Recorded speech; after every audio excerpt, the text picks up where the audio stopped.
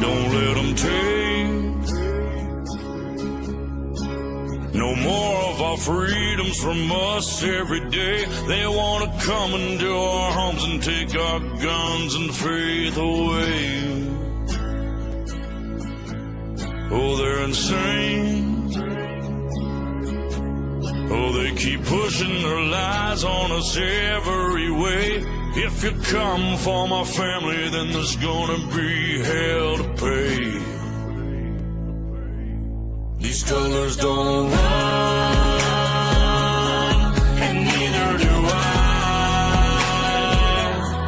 We come from a long line of fighting this fight. This flag's gonna fly when it's all said and done.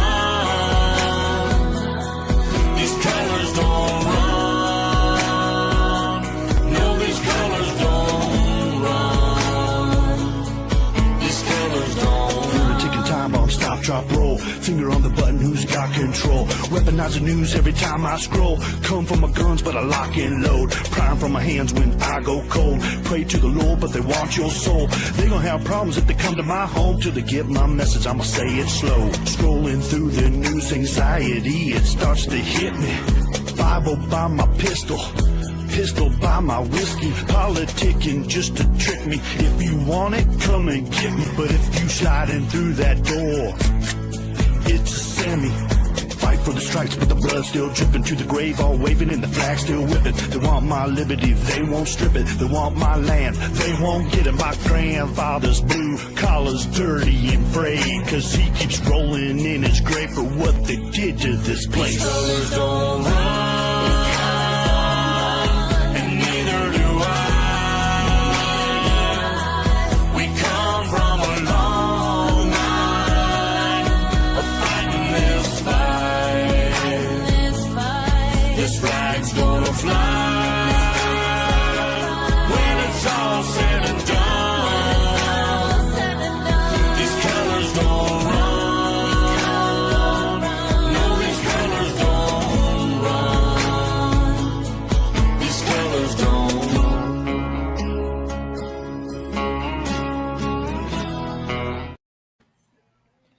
Hey, Darlene, Tracy, Chris, Gator Girl. Good to see y'all. Love ya. Love each and every one of ya. Morning. I didn't get my nap today. Nor yesterday. So,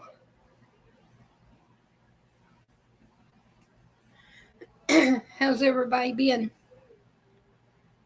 Darlene, has it been pretty there? Pretty and warm? It has here. I'm waiting. I'm waiting for the shoe to drop.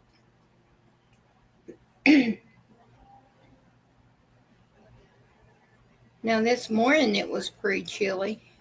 I had to wear a hoodie this morning, but then I took it off.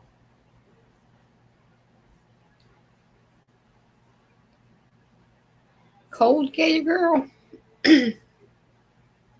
Well, you're a little further away from me.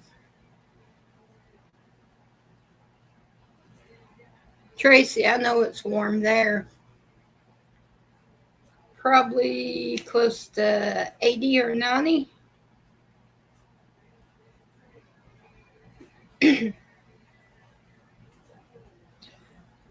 Yeah, my heat just kicked on, so I don't know. I got it set for 70 and it just kicked down.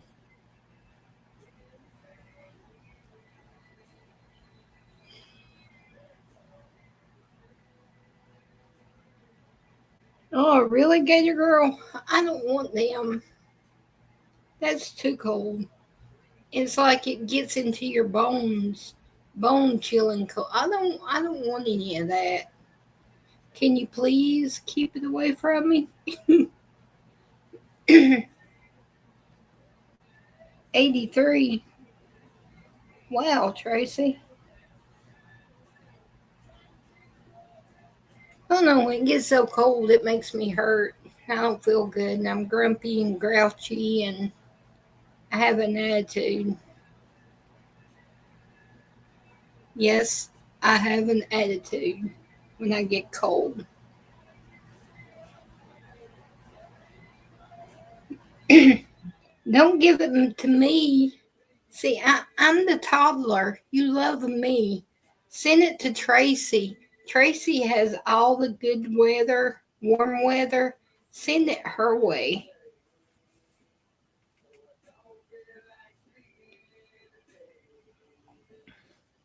Me and Darlene usually has the same weather, pretty much, with the temperatures.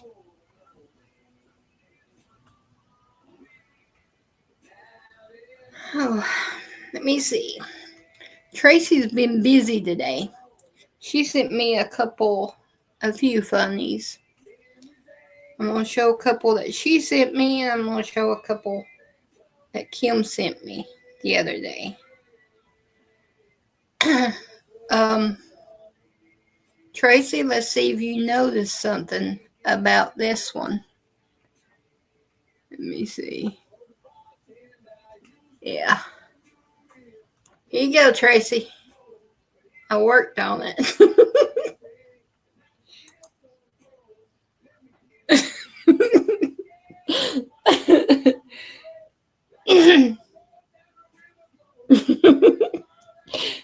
um, I'll be expecting that, Tracy.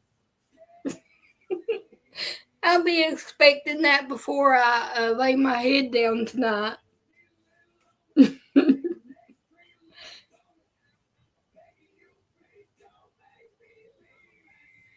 Oh, dang, Gator Girl.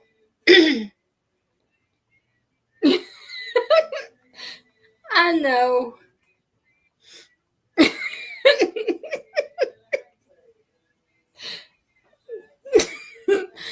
But you know me. Sorry, I've been outside today with Sky. When we got home, I let her play outside, so my allergies are acting up. Tracy, you know me.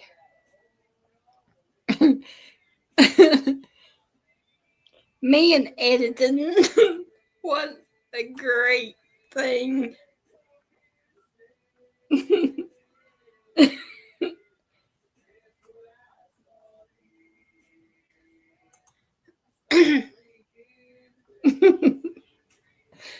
I love you, Tracy.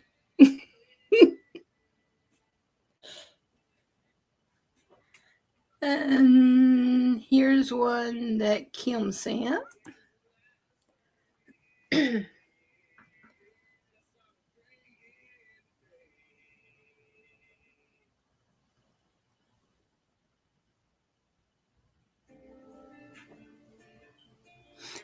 And sure, some people just talks crap.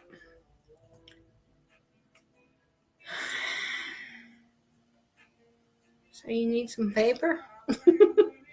Next time.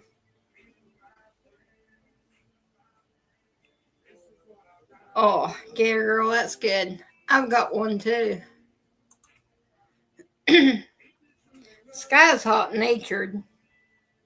The colder, the better for her. But me, uh-uh.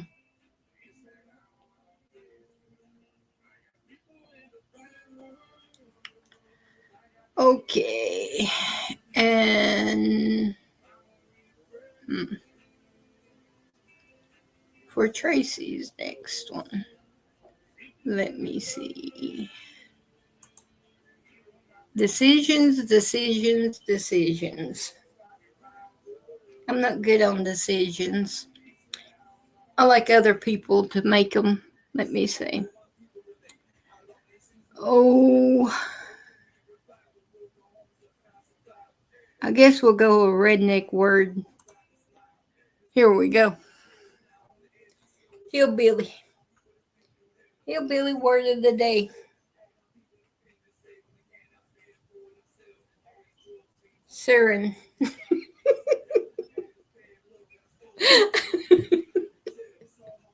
Sky said that today when he was coming home.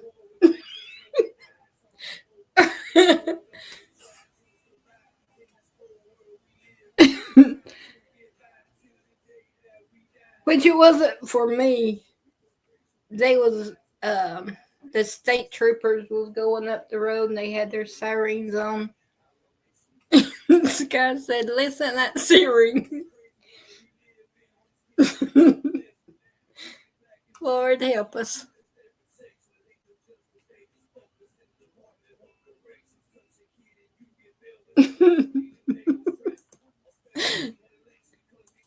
I know, Tracy.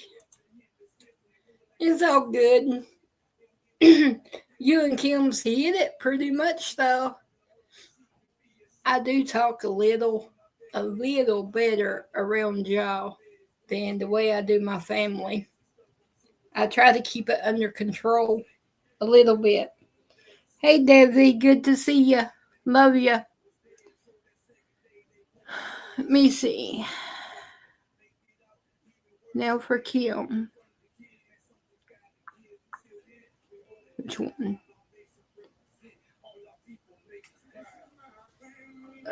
We'll do this one.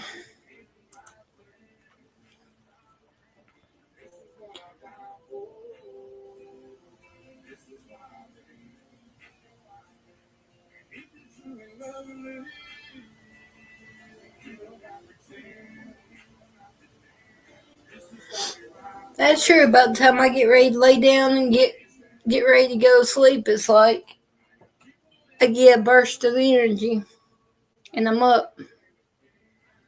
And I have to calm back down. But I'm doing better. Past week, I've been sleeping pretty good.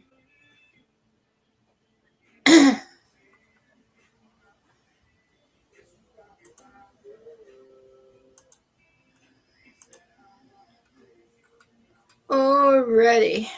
Now for a little bit of news. I guess y'all heard about John Bolton. Well, here's it, and then I got Trump's reaction after it. Fox News alert, President Trump's former national security advisor, John Bolton, has been indicted. He's accused of mishandling classified documents. Let's go right to Fox News correspondent David Spunt with the details. David. Hi, Will. This is breaking news out of Greenbelt, Maryland, federal court there. A federal grand jury has returned an indictment against former National Security Advisor John Bolton. But we want to be very careful. This has not been unsealed yet, so we don't know the names of the charges, specifically what charges he's facing, and we don't know how many counts he is facing yet. But we do know that this deals with allegedly mishandling classified documents. His own attorney, Abby Lowell, who famously represented Hunter Biden, Bill Clinton, Jared Kushner in the past, put out a statement a couple of weeks ago when news was swirling that this may be happening, admitting that Bolton did have classified documents in his possession, but said that those were pre-cleared for the publication of his book. So not much information right now other than to tell you that former National Security Advisor John Bolton has been indicted for allegedly mishandling classified documents. I do want to point out, though, that on August 27th, we were there as FBI agents raided his Maryland home and Washington, D.C. office. Agents were looking for these classified documents. And again, Abby Lowell said many of these documents would be, and I want to read a statement here. You don't have it, but I'm just going to paraphrase it here. I'm going to actually read the quote. We're just not going to put up the quote. He said, quote, "These are the kinds of ordinary records, many of which are 20 years old or more, that would be kept by a 40-year-old career official who served at the State Department, an assistant attorney general, the U.S. ambassador to the United Nations, and the National Security Advisor." He said that these are dated with classification markings from 1998 to 2006. He says an objective and thorough review will show nothing inappropriate was stored or kept by Ambassador Bolton. So John Bolton indicted for allegedly mishandling classified documents, and he had said many times in the past during the raid on Mar-a-Lago or when classified documents were found at President Biden's home in Wilmington, Delaware. Remember, he had an investigation, too, for classified documents. Bolton criticized both those men, and he said, quote, "Because if the people at the top can be casual about it when they get away with it, that is not a good lesson to teach," end quote. That was John Bolton in 2023. So still very fresh. This just broke. We're waiting to get some reaction from Bolton's team.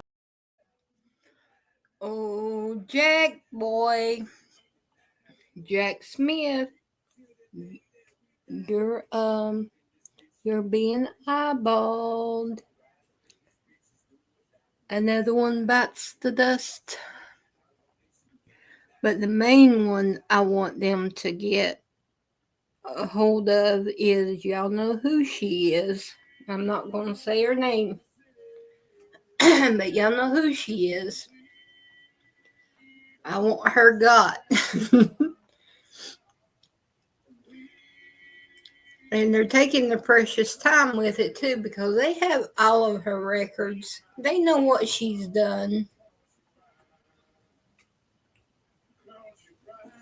I was hoping she would be the first one. But no. Oh gosh, Tracy. I mean, I ask the Lord to forgive me every time I hear her name. I just can't. I can't do it. I just can't. I can't handle. Nope. When she gets held accountable and gets some time, then I believe that will help my heart. And then I'll be able to deal with her better. She's a snake in the grass.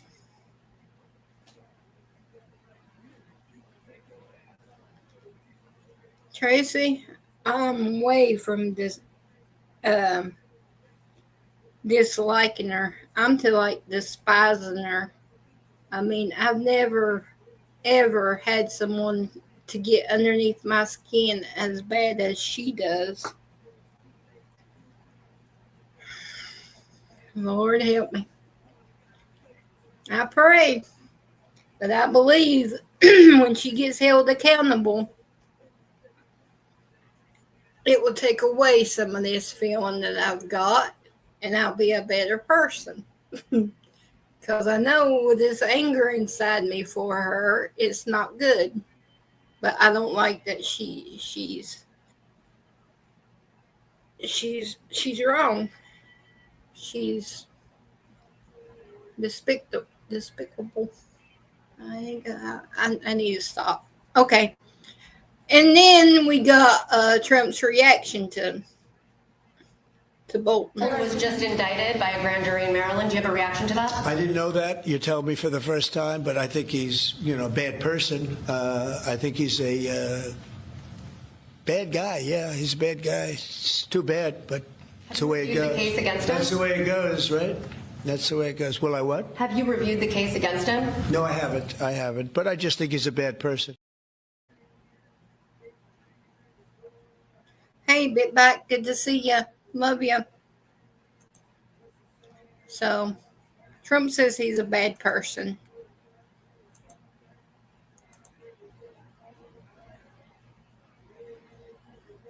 And then we've got this a little bit.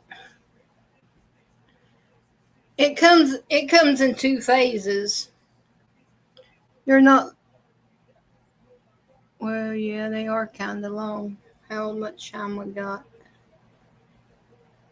Well, I'll save that for last because it's two different clips.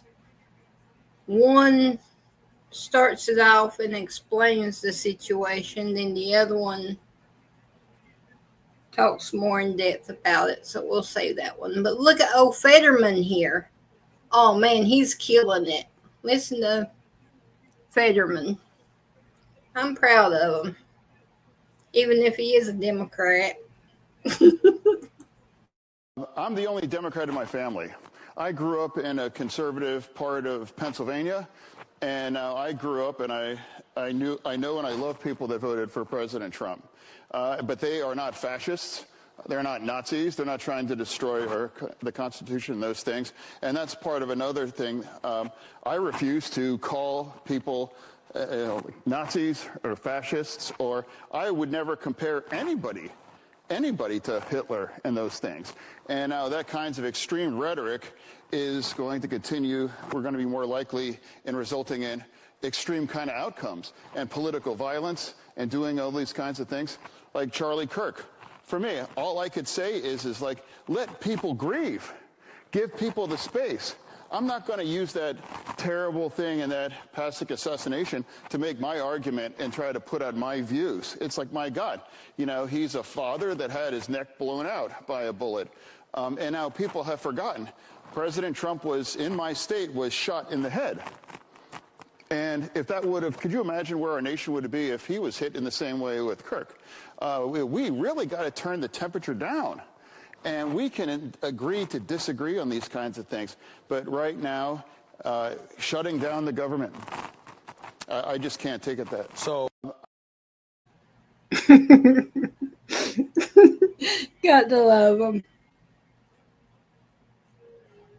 Oh, Fetterman. They gonna be coming after you, sir. I feel for you. You're speaking the truth and no filter, but still though,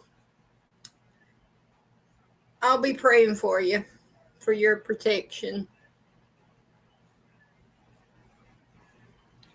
I think he's the only one that stepped out of line with the Democrats and speaks his mind now.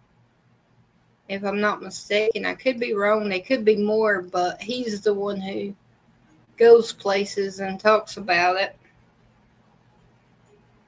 That MAGA and Republicans isn't as bad as what people make them out to be. But I didn't know his whole family was Republican. He was the only Democrat in it. I did learn that. So I learned something new today.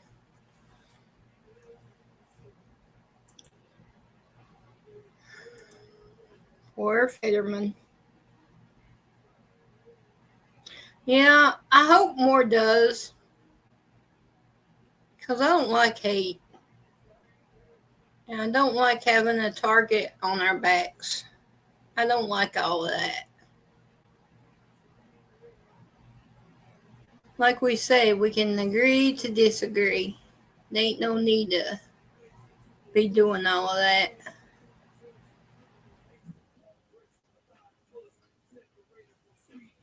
Okay, and then here, if I got it titled right,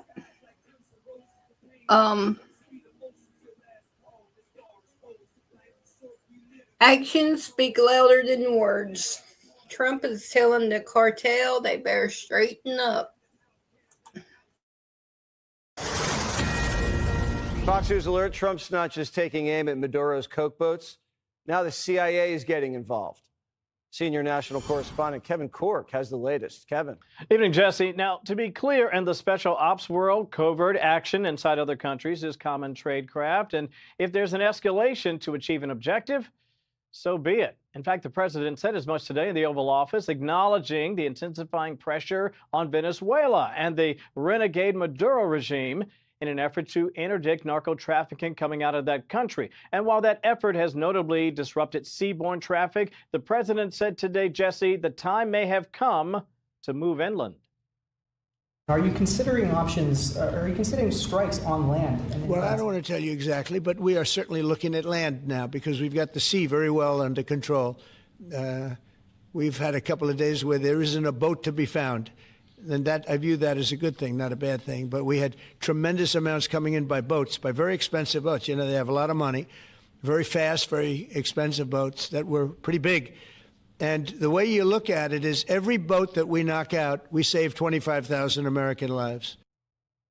Impressive indeed. And while strikes on Venezuelan territory would represent a significant escalation, the president's also made it clear that, look, if it drives Maduro from power, restores order to the region, that is a win for all countries in the Caribbean. Does the CIA have authority to take out Maduro? Oh, I don't want to answer a question like that. That's a ridiculous question for me to be given. not really a ridiculous question, but wouldn't it be a ridiculous question for me to answer? But I think Venezuela's feeling heat. Meantime, Jesse, the administration insists you should expect more strategic, lethal, kinetic strikes in the days and months ahead. That reporter thinks Trump gonna give it his plan out. Please. Trump ain't gonna fall for that. Hey, Ricky.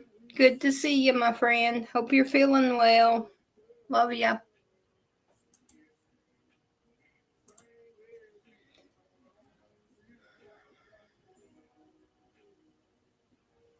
Three minutes. Pass it back. My clock's back.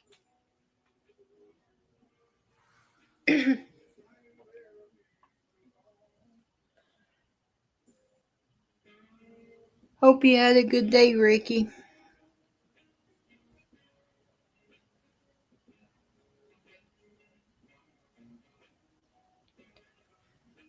Hope every one of you have. Yeah, I found this little funny little clip. I believe it was off. Either had to be X or YouTube, because I don't have Facebook. But I can't remember where I found it at. But it made me laugh because of Trump in it. That's a failed Chicago, but not much longer. How many people got popped tonight? Pritzker and Brandon Johnson, you've lost, all right? Chicago's on fire and the posts go viral. Trump don't send troops, Pritzker's in denial. Chi-town going wild like GTA. And y'all still mad at Donald Trump all day? That's the Democrat way. The left would rather see crime in our cities, but not much longer. That was the wrong one, but okay. Hey, Party Bonza, good to see you, my friend. That was the wrong one, but it's all good. 1 minute, pass it back.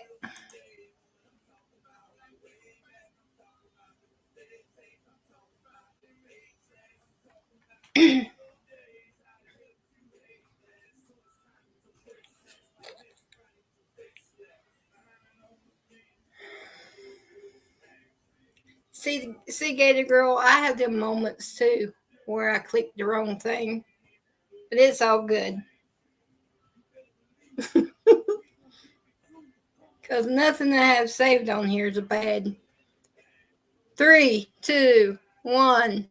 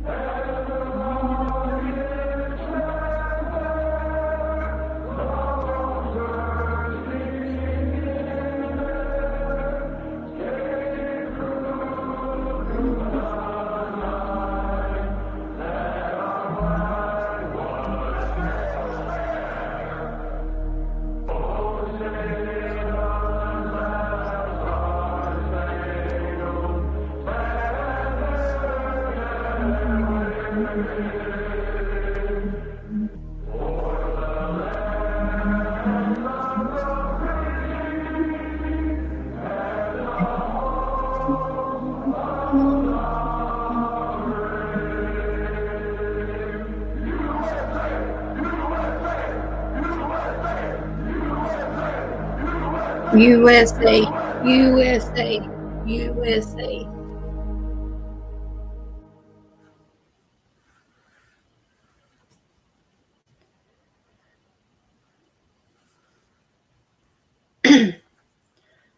Thank you very much. But the funny I was getting to I clicked the wrong one. I have poor baby on it. But it's funny because of Trump. Into a shutdown because Republicans refuse to work with us to deal with the healthcare crisis that they created. Donald Trump and Republicans control the House of Representatives, the Senate, and the White House. They need to do their job and put forward a budget that will help Americans. The Republicans did their job. Y'all need to do y'all's job and open it up. Stop playing games. It's getting serious. We know y'all just want it to keep it closed to show the real leftists that y'all are big people. So you need to just stop your crap and open up the doors and let's get to business.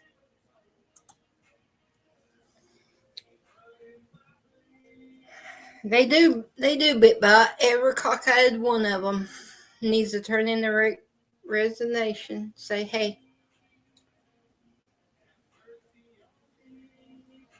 Because last time I checked, they're supposed to be working for us, I thought. But I could be crazy, because it seems like I am crazy thinking that the government would work for us, we the people. Crazy idea. I know. Crazy. Okay, back to the long one. This is the this is the part that has two parts to it. Because one of it kind of explains what's going on. And this is going to be good when the Supreme Court changes it. And then I'll let you hear what the justices said about it. Justices. I sound like Sky now. Justices. Okay, here we go with the first one. All right. It's tough for Democrats. So they try to have it both ways on issues like redistricting, right? They like redistricting in states like California. They don't like redistricting when it happens in Texas, but they like it when it's happening in another blue state. And then when the issue goes all the way to the Supreme Court, different iteration of this, it's a disaster. And it's racist. The outcome, of course. The justice today heard oral arguments for Louisiana against Calais. It centers on a majority black district added in January 2024 to comply with Section 2 of the Federal Voting Rights Act. The issue is whether the state relied too heavily on race when redrawing this district. But why should you care about a district in one state? You might not live there. You think, oh, this is an esoteric conversation. Ingram, why are we even doing it tonight? Because whatever the court decides, it could determine who controls the majority in the midterms. Politico calling it a nightmare scenario for Democrats if the Supreme Court guts Section 2 of the Voting Rights Act, because it could lead to as many as 19 seats going to Republicans. Well, it's no surprise at all that Justice Ketanji Brown Jackson went all in on using race. My kind of paradigmatic example of this is something like the ADA. Congress passed the Americans with Disabilities Act against the backdrop of a world that was generally not accessible to people with disabilities. Congress said the facilities have to be made equally open to people with disabilities if readily possible. I guess I don't understand why that's not what's happening here. The idea in Section 2 is that we are responding to current day manifestations of past and present decisions that disadvantage minorities and make it so that they don't have equal access to the voting system, right? They're disabled. So being black is the same as being disabled. And when Justice Sonia Sotomayor tried to argue in favor of these black congressional districts, well, you be the judge about whether it went over so well. There's just no reason to assume that because there's a large Democratic population in Louisiana that doesn't have a district, that that's a racial reason rather than a partisan reason. If you can't separate out the two, it's impossible. But you can separate out the two. You can control for party, and you can require them to draw a map that meets the political objectives. And again, and the last thing that you said earlier, that means Section 2 has no effect. That's not true. The examples I gave you earlier about areas like Harlem and in Florida where you have of the same party and of the state that controls that party, differences in the races, that's where Section 2 does work. You have proof of that here? No, you don't. What you have here is that Republicans and Democrats are different. There's no... You have some that even white Republicans or white Democrats won't vote for black candidates. Right, but if these were white Democrats, there's no reason to think they would have a second district. None. And so what is happening here is their argument is because these Democrats happen to be black, they get a second district. If they were all white, we all agree they wouldn't get a second district. That is literally the definition of race subordinating traditional principles. I'm not sure Justice Sotomayor even read the briefs in this case. I mean, did you read any of the briefs, any of it whatsoever? Luckily, my old boss, Justice Clarence Thomas, was there to get some actual answers, starting with the case that led to this entire thing. What role did Robinson play in the development of SB 8? Justice Thomas, Robinson is the only reason SB 8 exists. We fought tooth and nail in the Robinson litigation itself in telling the courts that we did not think the Constitution permitted us to draw a second majority black district. As you know, under protest, we drew SB 8 because the threat was that the federal courts were going to do it if we didn't. And that's, I mean, I think that's the best way to conceive of why SB 8 exists. We would never pass SB 8 in the first instance without Robinson, Justice Thomas. What were the findings in Robinson? The finding by the Middle District in Robinson was that the plaintiffs in this case were likely to show a violation of Section 2. That was the bottom line, and when our legislature saw that, we understood the marching order, and that's why you see SB 8 as it exists today. Here to react, Missouri Senator. So, now the Democrats are scared because they're getting ready to lose big, greatly big. And here's the last part of it.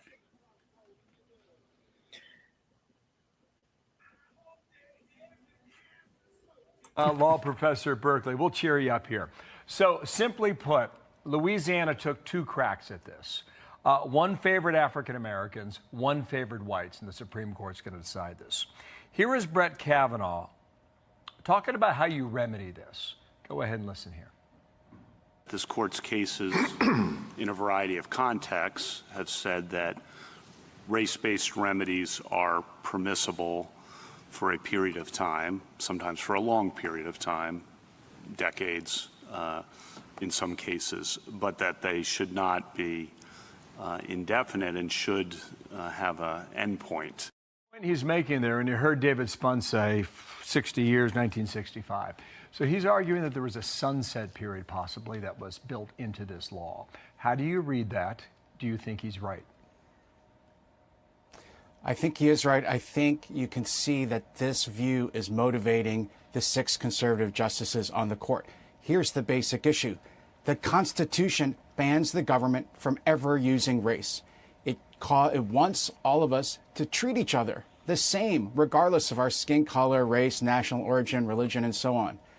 We allow deviations from that core principle to just make up for past sins, for the government's use of race and segregation in the South for so many years, or for slavery before that. And what Justice Kavanaugh is asking is, when does that end? It's 60 years later now since the Voting Rights Act of 1965. It's been 60 years since the government has forced states to try to use race to create these what are called majority-minority districts to increase the number of minorities who actually get elected to Congress. But that's got to come to an end. It's not going to be, and it shouldn't be under the Constitution, ever permanent. And the court's been making that clear in other areas, like the Harvard case, where it said no more use of race in college admissions. I think that campaign for a colorblind constitution will continue here, and the court will say no more use of race when states draw congressional districts either. Okay, let me come back to that. A New York Times, a Supreme Court case that could hand the House to Republicans. There are some who believe if the court rules as you're describing there, John, that the GOP could gain 19 more House seats. Do you see that as reasonable? It's possible. I am sure the justices, when they decide this case, don't care and won't look at what the effects on the midterm maps may be. Now, what's been going on, note, is that these states, in order to create these majority-minority districts, have done what's called crack and pack. They've packed minority voters into tight districts on the assumption they'll vote for a black or Hispanic or even Asian candidate, which I think, by the way, is offensive because it assumes that people of one race will vote for people of the same race when they vote for office. What will happen, I think, if this practice ends, is that there will be more minorities spread out into more districts. That might make more districts competitive in the long run between Republicans and Democrats, even though in the short run, it might lead to less Democrats in the House in the next election. What if I argued the other side and said, if I'm a minority, how do I find representation under that interpretation of the law then?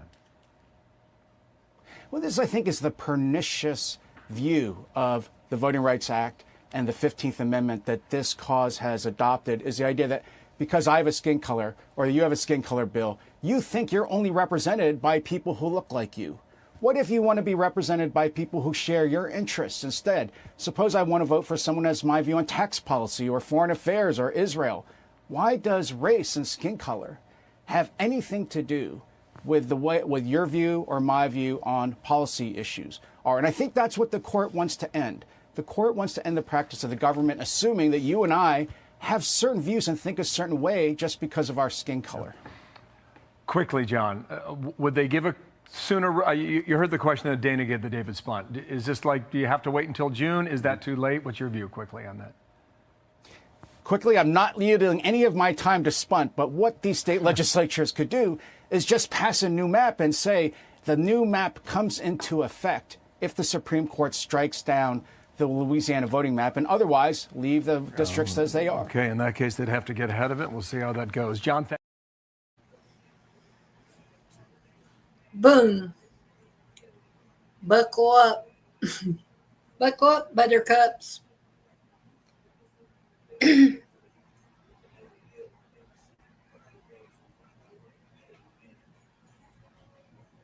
I hope they change it because, I mean, I get sick and tired of people throwing in race and gender and religion and all of that to separate us.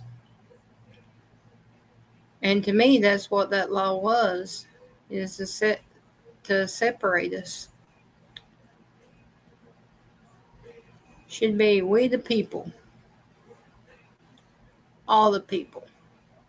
United States citizens. Not illegals. Y'all need to get on out of here. I'm about tired of seeing that too.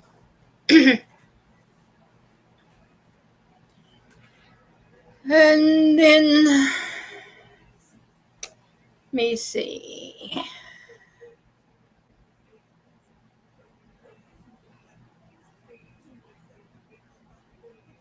New York. New York, New York. This one's going to be on you. You've been warned and you've been told and you've listened and you've heard. New York, you better not. If you do, it's all going to be on you because everybody's been preaching it from the mountaintops to the valleys, to the ghettos, to the Bronx, to everywhere. Y'all don't need to vote for this man. And if y'all vote for him,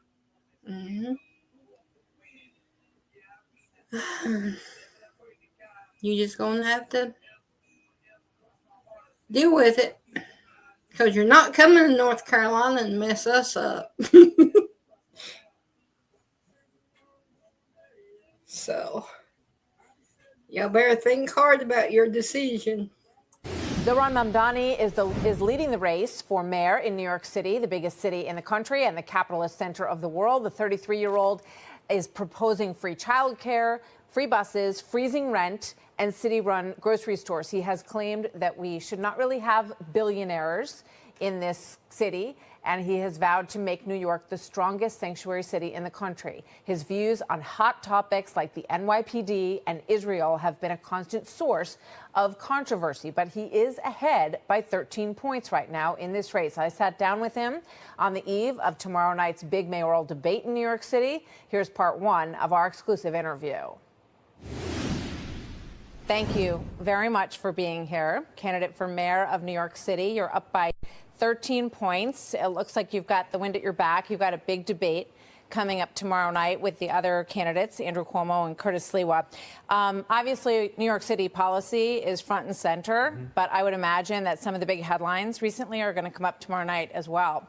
So I want to get to all the policy issues in New York, but I wanted to ask you this first. If you are asked tomorrow night if you give credit to President Trump for the ceasefire between Israel and Hamas and the return of the 20 living hostages, would you raise your hand? You know, first I want to say it's a real pleasure to be here. And thank you for having me. And it's an honor to have this opportunity to speak to so many New Yorkers and Americans across the country. And when it comes to the ceasefire, I am thankful and I have hope that it will actually endure and that it will be lasting. And I continue to have concerns because I've seen reports still, just this in the last few days, that 5 Palestinians were killed by the Israeli military. Yeah, and that's right. what gives me pause about issuing any kind of praise or celebration at a moment when it is still so in its infancy. And what I will tell you is that in that same moment, it is also one that requires a focus on ensuring that that hope, that belief in a better future is one that is emblematic in our policies right here in New York City as well. And that's what we're hoping to lead with. So would you give President Trump credit or not, to any extent? Credit or not? I think it's too early to do so. Too early to say. But if it, Pure but full if it proves crap. to be something that is lasting, something that is durable, then I think that that's where you give credit. So you've denounced Israel and the United States for the response to the slaughter on October the 7th. In fact, at times you've called it a lasting stain, the response, and at times you have left October 7th out of your statements completely around this issue. Right now, you just talked about Israelis killing some Palestinians, but Hamas is killing Palestinians within Gaza. And they have not returned the bodies that they promised to return, including 2 Americans, Itai Chen and Omer Nutra, whose families we have interviewed over these months. So what is your response to what Hamas is doing now? I think those are bodies and remains that should absolutely be returned. And I think that I have no issue with critiquing Hamas or the Israeli government because my critiques all come from a place of universal human rights. And my focus, however, is right here in New York City and transforming the most expensive city in America into one that's affordable for each and every New Yorker. But, okay, and I want to get to that, absolutely. But do you believe that Hamas should lay down their weapons and leave the leadership in Gaza? I believe that any future here in New York City is one that we have to make sure that's affordable for all. And as it pertains to Israel and Palestine, that we have to ensure that there's peace. And that is the future that we have to fight for. But you won't say that Hamas should lay down their arms and give up leadership in Gaza. I don't really have opinions about the future of Hamas and Israel beyond the question of justice and safety and the fact that anything has to abide by international law. And that applies to Hamas, that applies to the Israeli military, applies to anyone you could ask me about. Okay. One last thought on that. You have said that you would arrest Netanyahu if he came to the United States. You've been very outspoken in your criticism of him. Do you stand by that? You would arrest him if he came here, if you were mayor? I've said that this is a city that believes in international law, and this is a city that wants to uplift and uphold those beliefs. The Prime Minister... The United States doesn't stand by the International Criminal Court. It hasn't signed the treaty for the International Criminal Court. The International Criminal Court, however, has issued a warrant for the arrest of Benjamin Netanyahu. But what grounds in the United States could you arrest him on? As it has for Vladimir Putin. I've said that I believe that we should uphold arrest warrants by the International Criminal Court. He's a trip. And that we should do so only in abiding with all of the laws in front of us. I'm not going to make a new law to ensure that we can actually do this. Do you think that Commissioner Tisch would allow you to arrest Netanyahu in New York City? I've appreciated Commissioner Tisch's leadership of the NYPD, and I think that she's done a good job at lowering crime across the city. She's going away too, buddy. She would go along with arresting Netanyahu in New York. I can tell you that I'm going to exhaust every legal option in front of me, not to make new laws to do so. You're full of it. Hey, Carrie, good to see you, my friend. Lord have mercy. New York, you better not. You better not. You better not. You better not. It's all on y'all. If you do, you got to sleep with the snakes.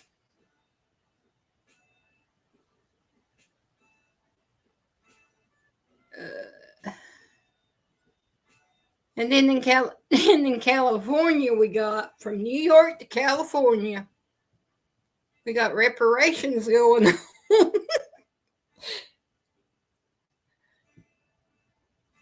I tell you, we're all messed. This world's going crazy. Sad situation. Here's this one. About the illegals getting whatever. But I'm like, what the crap? They're not even legal. They're not even a citizen. And I'm gonna let y'all listen to it. So they're giving reparations to migrants in L.A.? Yeah, I mean, it just gets more and more absurd, Jesse. I mean, this is from a group of people who right now have shut down the government because they don't want to fund law enforcement. They don't want to fund ICE. They don't want to fund the wall. But yet they want to give, who knows, billions of tax dollar payer money to illegals. They want to put illegals on health care. It can't get more mixed up than that. And then they wonder why, in case after case, in election after election, they just keep losing. Yeah, they'll probably just steal it through nonprofits like they do with the homeless money. None of the illegals will probably get the check. They'll just get fleeced like usual. Now, the ICE move, a judge is saying you got to tear down this fence that has been protecting ICE agents from being assaulted by Trantifa and other radicals. I mean, right before this No Kings protest on Saturday. Yeah, it's totally absurd. And by the way, I mean, that's really just an open invitation for the left to continue their violence. Let's not forget, they've already mounted assaults at ICE facilities. You reported just now what they did to Border Patrol. And can I just say a word about this No Kings rally? I mean, these are the people, they now say they don't want a king. They just spent the last 4 years behaving like tyrants. These were the people who weaponized the Justice Department, who tried to rig an election by keeping Donald Trump off the ballot, who tapped the phones of U.S. senators they didn't like, including me, who turned the FBI against parents at school board meetings, and now they say they don't want a king? Yeah. Give me a break. They don't believe in democracy, Jesse. They believe in their own power. But she agrees with us. She thinks it's bull, too.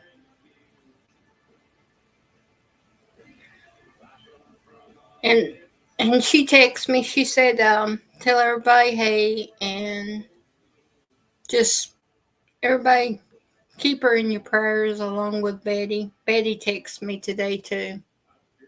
So just keep her in your prayers, and T, and Ricky, and Gator Girl, and many, many others. But I tell you, not even a citizen in getting them. I think all funding to these states needs to go away, disappear.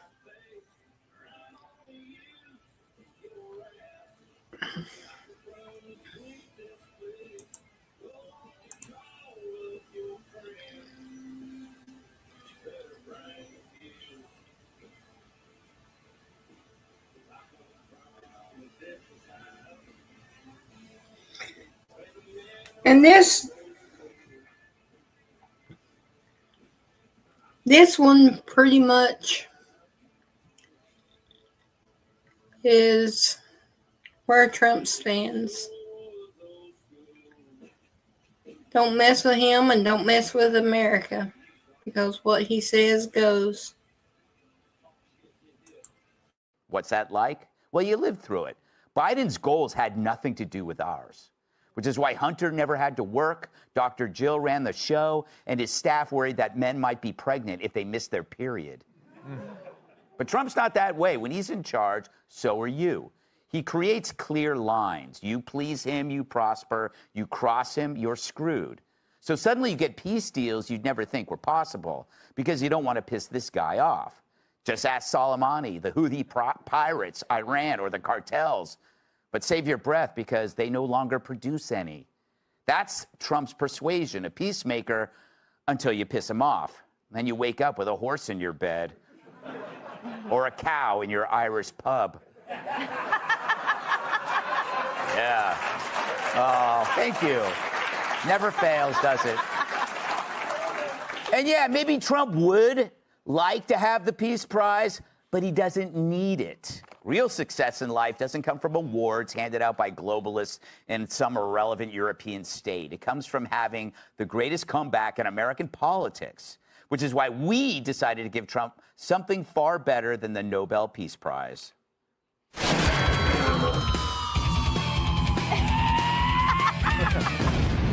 Congratulations, President Donald Trump. You're the winner of the biggest, baddest, most peaceful prize you losers have ever seen.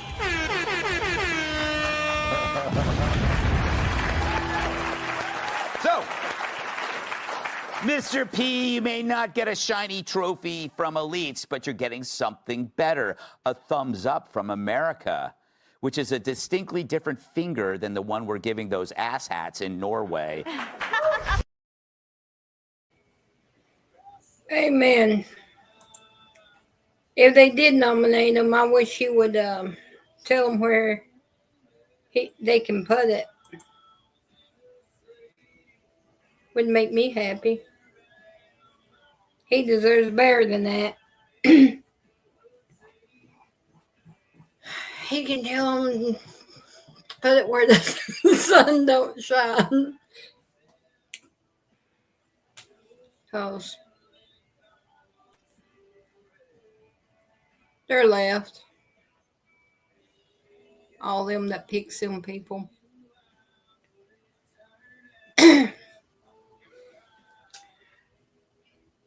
Okay, I got one more. This one's a video for y'all. And then I'm letting y'all go. Because I had a busy day today.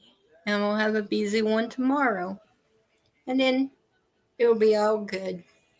So, this is a little look into the toddler's life, what she watches when I'm by myself.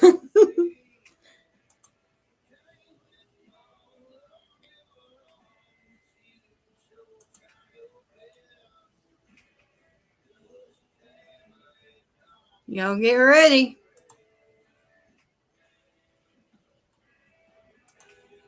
What's your name, ma'am? Who? Sana. Sana? Donna with an S. Donna with an S and Gary with a C. Okay. Well, I'm glad I got that all figured out.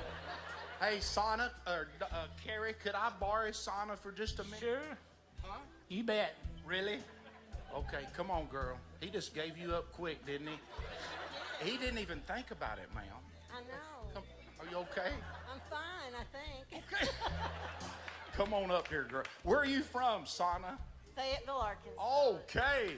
Get on down here. You a Hog fan? I am. All right. Yeah. Hey, me and you's about to have a good time, ma'am.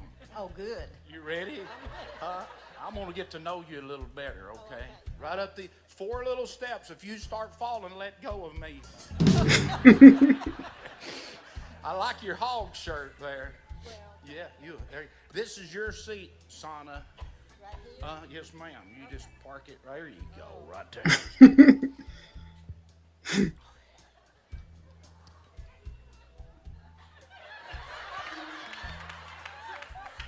What? Do I smell bad?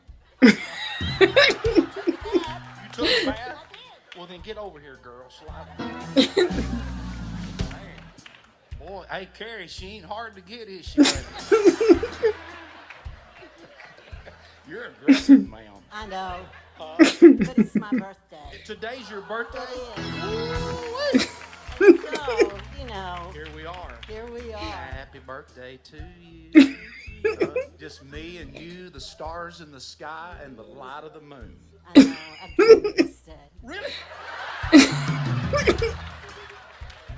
Anything on your mind? No, not really. Not really. This is nice. It is nice. Huh? It is nice. It's just relaxing, ain't it? It is. It's like rocking, like being a baby again, just rocking back and forth. I'm not a baby You're anymore. not a baby. I know that. That's fine, though. Hey, when's the last time? When's the last time you and Carrie? When's the last time y'all been on the porch swinging? Oh, we're retarded, you know. You're what? Retired. Retired. You're retired. We say retarded. Right. I got you. So you. So we can swing just about any time we want. Really? Okay, that's good to know, ma'am. So, you have a swing on your porch? Oh, we got a swing in our big tree out in the front yard. You got an actual. It's red, like You got a red swing in the tree in the yard, and y'all get out there and this is good for a relation. This is a relationship builder. Yes. You know what I mean? Yeah, it Huh? Look how happy we are. I wish Carrie would be that happy. Well, maybe he'll pay attention here for a little bit. So. Maybe he'll learn something. No, I don't think so, but we'll try, man. Okay. How long you been married though with Carrie? Gary with a C. It will be 60 years Wednesday. Oh my gosh, ma'am. Look at him. That's a long time. It is. In those 60 years, have you ever once thought about just trading him in? Several times. Really? How did y'all hook up? How did the story begin with you and old Carrie? Carrie was my bus driver. Wait a minute. You're a school bus driver? My school bus driver. You was in Heck school. no. You rode the bus. I rode the bus. And he was the school bus driver. He was the school bus driver. Huh. Is this legal or what? Statute of limitations gone by or no? 60 years ago it was legal. So what grade was you in when this all happened? A senior. You was a senior. And he was in business college. So you was like 17, 16. He was like 19, 20. And he was driving 21, he was actually. driving your bus. Yes. And he just stopped you one day when you was getting on. No, I would get behind him and sit right behind him. You sat right behind the Yeah, driver's and seat. I'd watch him in the rearview mirror. Really? And he look up every now and then. You just be staring at him. Yeah. What was it about Carrie that caught your eye? His red hair. He used to have red hair. You used to have red hair. That pretty red hair got you. He don't have much hair anymore. No, but- that's all. Well, she just lets it loose, don't she, Carrie? So he just one day asked you out, or? Yes. So when y'all started dating, was you still on the bus every day? Y'all go out on the weekends, and then he'd drive you around to school during the week? No. When we started dating, he would actually come and pick me up at my house. But you still in school. I was still a senior. What yes. did your parents think about you dating the school bus driver? They liked him. Really? Yes. Well, they didn't have to drive you around anymore. And then y'all dated and got married. How long did y'all date? Oh, 2 years. Really? Yeah. Where'd you spend your honeymoon? Tulsa, Oklahoma. What? What? Boy, he's a romantic booger, ain't he? Went to Tulsa, Oklahoma. Right. Stayed at a hotel there? Or? Oh, yeah. I'll be dang. Howard Johnson.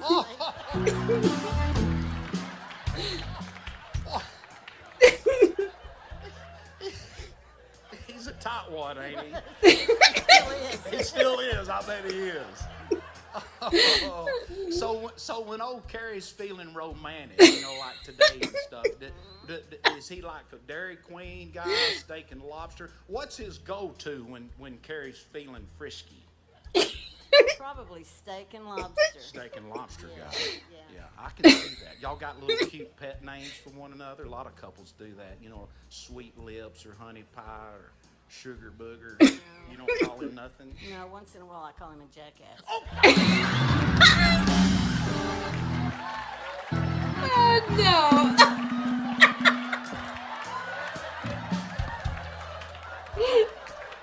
Oh, Lord.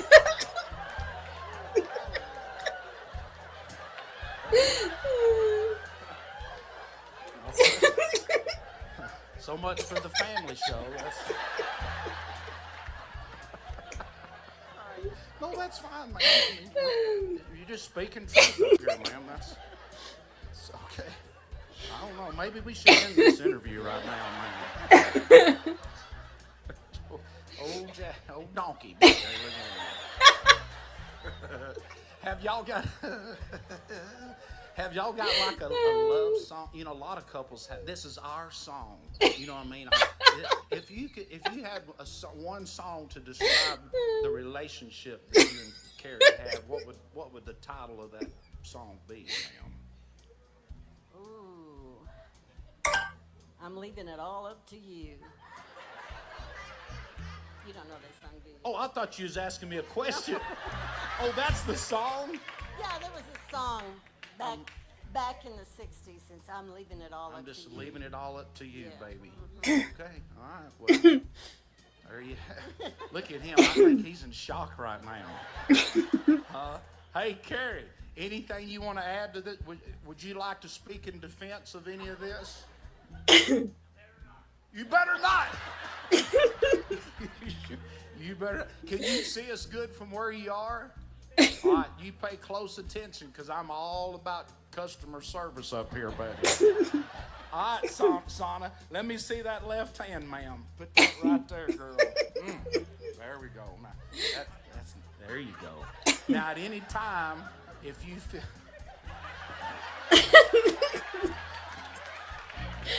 She's a frisky one. You keep that up, we're going to go up to the Holiday Inn somewhere. We ain't messing with no Howard Johnson around here. But I'm safe, your wife's Huh? I'm safe, your wife's here. You're All right, now anytime you want to scratch on that back or rub that shoulder, you just get after it, ma'am. Okay. I'm sure you will. Y'all ready? Here we go. Come on. Well, Sana, she's my darling. She's the apple of my eye. When I'm on the swing with her, it makes me almost high. Well, Sana is my lover. She has been since the spring. I can't believe it started on the front porch in the swing, just a swinging. All swinging. Swinging. I said, little Sana, she's as pretty as the angels when they sing. I can't believe I'm out here on the front porch in the swing, just a swinging. I said, little Sana, she's as pretty as the angels when they sing. I can't believe I'm out here on the front porch in the swing, just a swinging. Swinging. I want a hand for Sana. Oh, I love that man. When I have a bad day, I just go to his channel and watch him. He makes me laugh. Alrighty. I hope y'all liked it.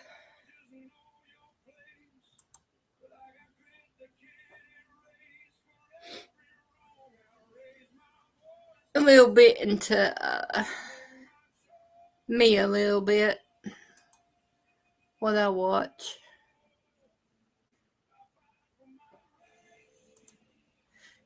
Especially when the news is tough and it brings you down because we worry and stress. That's my go-to channel. He's got, tons of them. And, they're all funny. He's very entertaining. But I love y'all. I'm going to go ahead and end, and so I can say prayers with Sky and get her to bed for in the morning. So I love each and every one of y'all, and y'all be safe. And I will see y'all tomorrow. Love y'all.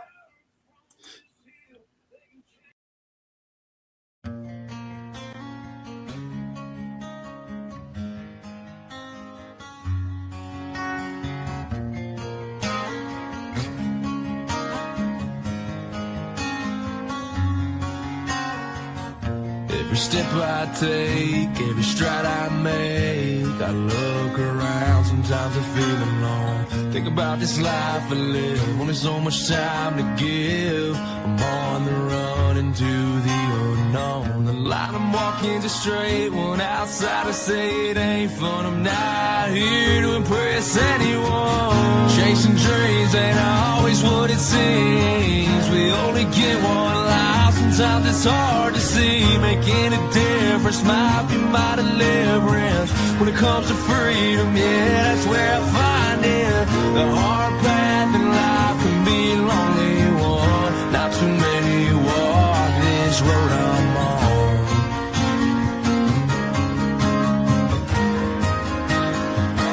This road I'm on.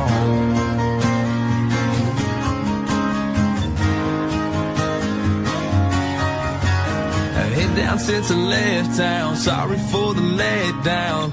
Don't know the next time that I'll be around. When I ask myself why I do what I do, there's a couple reasons, yeah, I can count a few. To all the ones that are proud of me, to all the ones that doubted me, thanks for watching my dreams become reality. Chasing dreams ain't always what it seems. We only get one life, sometimes it's hard to see. Making a difference might be my deliverance. When it comes to freedom, yeah, that's where I find it. The hard path in life can be a lonely one. Not too many walk this road I'm on.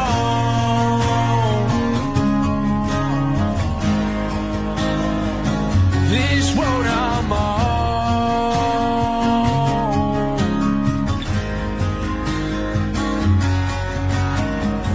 Chasing dreams ain't always what it seems. We only get one life, sometimes it's hard to see. Making a difference might be my deliverance. When it comes to freedom, yeah, that's where I find it. The hard path in life can be a lonely one. Not too many walk this road I'm on.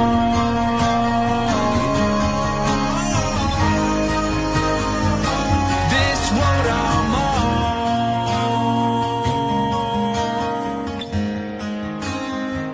This road on.